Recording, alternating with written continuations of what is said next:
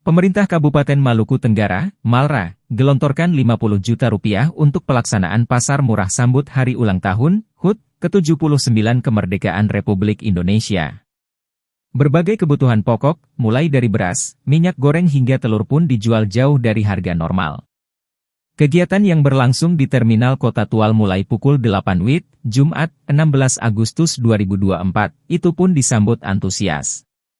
Warga langsung menyerbu lapak sesaat setelah dibuka dan tak butuh waktu lama untuk menghabiskan sembako yang tersedia. Sementara itu, Kepala Dinas Disperindak Malra, Arisat Jab Kenjanan sembako yang disubsidi antara lain beras, gula pasir, minyak goreng telur, dan bawang.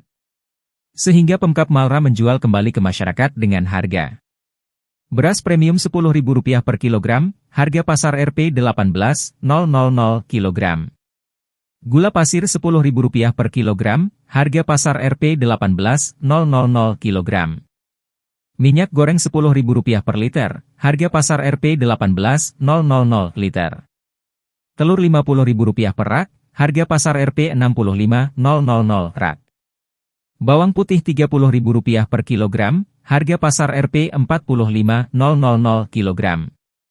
Bawang merah Rp40.000 per kilogram, harga pasar Rp 40.000 kilogram.